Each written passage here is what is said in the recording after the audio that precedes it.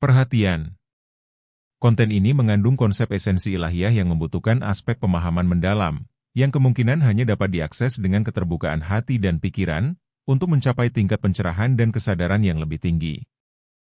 Saya teringat ketika ibu ya, nyonyanya Pak Kojim terjepit pintu mobil, itu kan sama sekali tidak mengaduh gitu ya, artinya gak sambat gitu ya kalau orang Jawa gitu.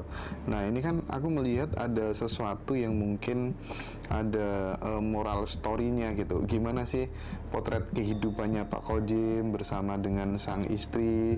Dari case ini gitu aku kayaknya ada pelajaran berharga deh. Aku pengen ini di-share ke teman-teman Pak Kojim. Iya, saling menerima, Mas. Jadi seorang suami dalam memperoleh istri harus menerima istri secara totalite. Jadi kita tidak boleh lagi kamu masih kurang begini, kurang itu. Jadi totalite. Ya.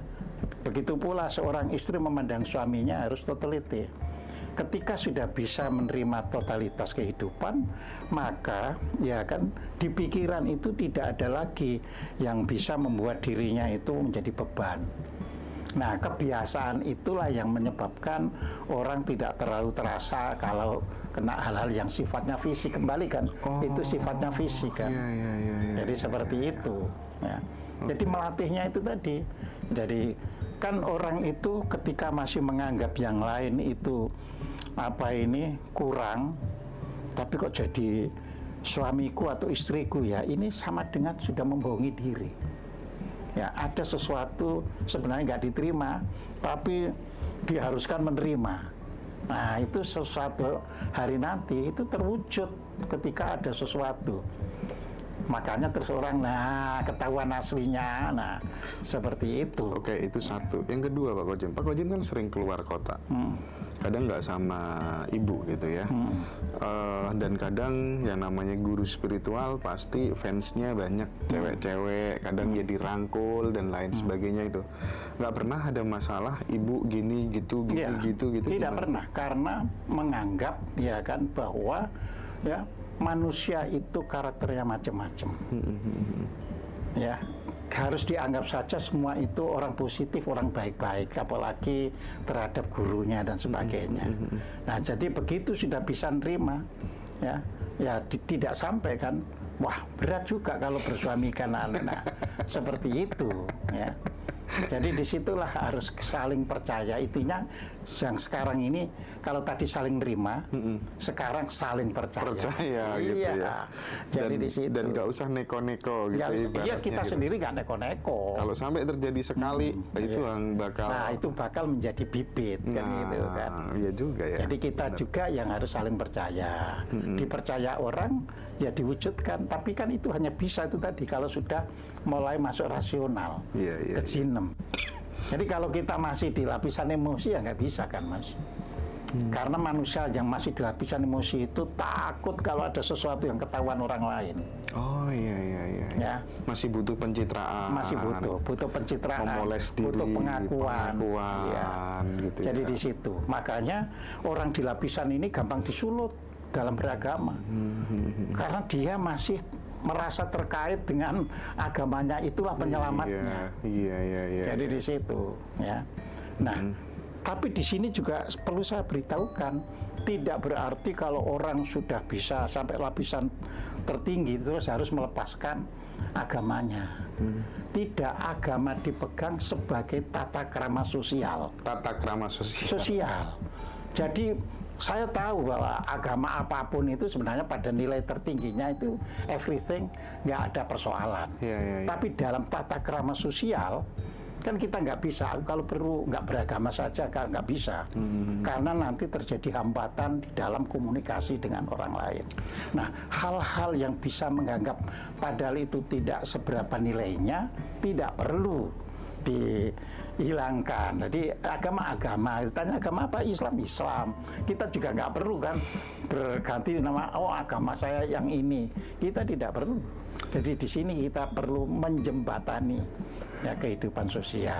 Aku tadi malam sempat ngobrol sama Coki, ya katanya tidak perlu tumbal dalam sebuah keyakinan atau agama, tidak perlu kemudian harus mencurigai orang lain, mendiskreditkan orang lain. Gitu. Kalau Gus Dur mengatakan Tuhan tak perlu dibela segala macam gitu ya. Kesadaran ini kan terus nantiasa terus. Nah itu tadi ya, manusia setelah di alam misal harus ditingkatkan. Ya kan tadi kan dari ahadiyat, wahdat, wahidiyat, arwah, misal, ajsam, insan kamil. Nah sekarang insan kamil dinaikkan kan, ya. Oh ternyata jadi insan kamil itu manusia sempurna, tapi pengertian manusia sempurna itu bukan kok manusia yang wataknya sempurna, tapi manusia yang sudah sempurna terpenuhi hajatnya. Ya kan dibandingkan hewan kan kita sudah dipenuhi hajatnya apa saja bisa, makanya disebut insan kamil ya. Tapi kita perlu tingkatkan. Sekarang saya harus naik lagi ke yang disebut martabat ajsam, martabat jasmani. Martabat jasmani itu nggak ada keserakahan. Ke hewan kan nggak ada serakah, ya dia hanya sekedar makan untuk hidupnya. Jadi bukan hidup untuk makan, tapi makan, minum untuk hidupnya. Terus naik kan ke alam misal, itu nggonya jin. Tapi kita berangkat dari insan kamil, bukan dari atas jadi jin, ya kan? Jadi kita menjadi lebih punya tata krama, lebih memiliki nuansa-nuansa yang sifatnya itu mengerti value-value, nilai-nilai. Ya, jadi di situ. Oke. Nah, kita tahu Pak, ada ajaran di Jawa itu urip mung mampir ngombe. Ya. Nah, itu kalau di breakdown gimana Pak Kojem? Sebelum kita nanti, aku ada satu segmen yang mungkin itu agak pembahasan sangat serius. Jadi gitu. Urip mung mampir ngombe itu sebenarnya kalau di breakdown ya satu sesi sendiri. Ya. Poinnya itu kan menyadari bahwa hidup kita itu bukan sekali. Tapi setiap kali itu untuk mereguk air kehidupan. Ngombe itu minum. Apa yang diminum? Air kehidupan. Sehingga sehabis minum harusnya menjadi lebih lebih baik lagi. Jadi di situ loh ya. Jadi di situ ya. Tapi itu nanti kita breakdown sendiri karena itu hubungannya dengan karma. Jadi kita tidak bisa urip mampir ngombe berhenti titik, itu nggak bisa. Itu nanti sesi ketika kita ada hubungannya dengan karma ya. Nah sekarang kita teruskan yang setelah di martabat misal menuju martabat arwah.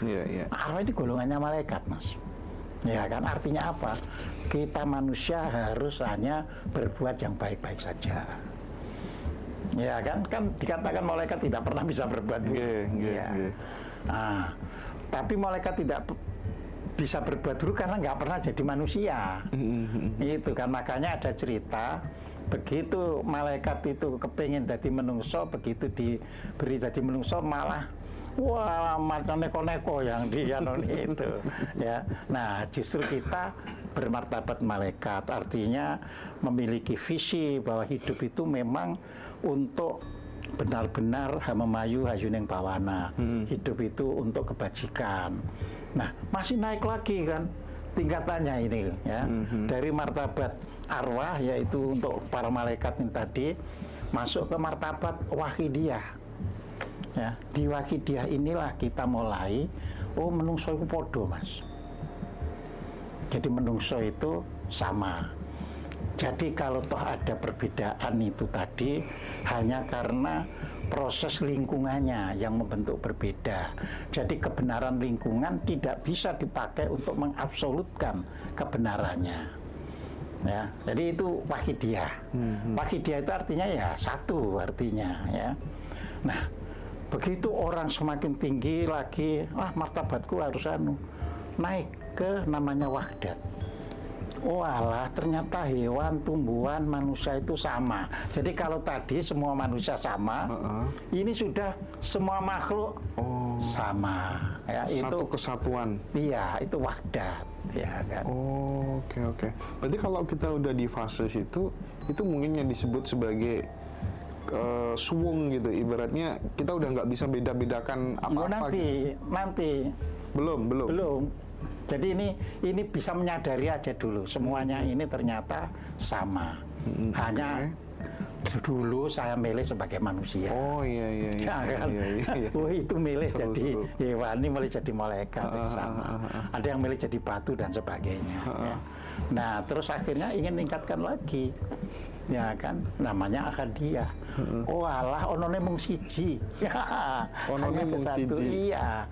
Jadi semesta ini hanya satu, cuma rupanya yang beda-beda, gitu kan. Iya. Nah ini sudah nggak bisa lagi membedakan antara aku dan kau, gitu loh. Ya, karena sudah akadiyah. Ya. Jadi kalau sudah akadiyah itu semua merasa, semua itu adalah semesta, ya. Jadi tidak ada yang lebih unggul, tidak ada yang lebih di bawah. Semua mewujud sesuai dengan peran masing-masing. Nah, disinilah nanti di dalam kehidupan berbangsa dan bernegara ada bangsa yang bisa maju, ada yang tidak bisa maju. Yang bisa maju adalah yang sudah sampai level sosialnya itu tadi, akadiyah tadi. Jadi semua itu punya peran. Nah kalau punya peran nggak boleh orang itu disalahkan karena perannya, gitu loh. Ya, dan peran itu tentunya nggak akan ada orang peran jelek, sampai malaikat saja sudah hanya berbuat baik. Ya, jadi peran itu peran aslinya. Aslinya itu hidup itu adalah menghidupi. Makanya hidup itu menghidupi dan menghidupkan. Nah itu kalau sudah di akadiyah, ya sudah tidak ada perbedaan. Yang ada adalah tahu masing-masing punya peran. Punya peran membiarkan orang beragama apapun nggak takut kalah pengikut. Nah, gitu loh. Kalau masih kalah pengikut karena masih ada di lapisan satu, ya, lapisan fisik. Jadi seperti itu, gitu loh, ya.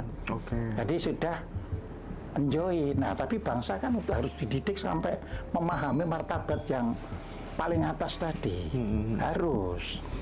Ya, dan itu perlu lewat pendidikan, perlu lewat sarasean, perlu lewat pelatihan-pelatihan hidup bersama yang berbeda-beda. Iya, makin terang, makin jelas sekarang teman-teman. Ini nanti akan kita perdalam di Zoom. Saya akan bikin Zoom spesial bersama Pak Kojim dan itu akan berseri-seri sehingga nanti teman-teman sekali lagi yang kesulitan dapetin bukunya nanti biar bisa mencerna dengan mudah. Setiap buku-bukunya Pak Kojim akan kita kupas secara mendetail gitu ya, sehingga kita tidak kehilangan jati diri kita gitu ya.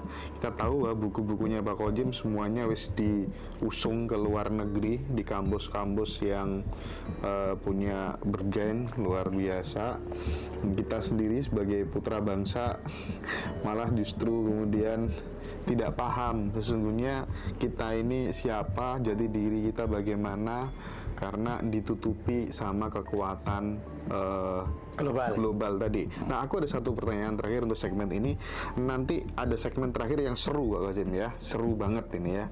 Nah, satu pertanyaan terakhir gini Pak Kojim, mungkin nggak kekuatan global itu bisa masuk kepada ranah misal kayak, oke, tokoh ini kita create sebagai pimpinan sufi dunia. Misalnya, kita legitimasi itu, kita umumkan, terus kemudian di balik itu ada sebuah misi politik, misi kepentingan tertentu, itu mungkin nggak? Absolutely bisa. Jadi bukannya mungkin, kalau mungkin jawabannya tidak mungkin, ya. Tapi absolutely bisa. Oke. Nah. Sampai sebegitunya. Oh iya. Jadi dunia ini ya peran create tokoh. Ya. Jadi makanya misalnya gini ya. Pada saat munculnya Islam, itu semua dunia mengakui 300 tahun sejak Nabi Muhammad itu Islam membawa kemajuan. Tapi kan ada pihak lain, wah ini harus dibendung ini. Kalau tidak dibendung, saya bisa kalah kan gitu kan. Lalu dimunculkanlah misalnya yang namanya hadis, yang namanya dan karena itu lewat dalam, misalnya lewat orang yang secara penampilan itu sama, ya, Jadi akhirnya secara tidak sadar kita termakan, ya. Snogurgronya ketika harus menjadi penasihat Belanda di Aceh, ya, dia mengaku sebagai seorang Muslim.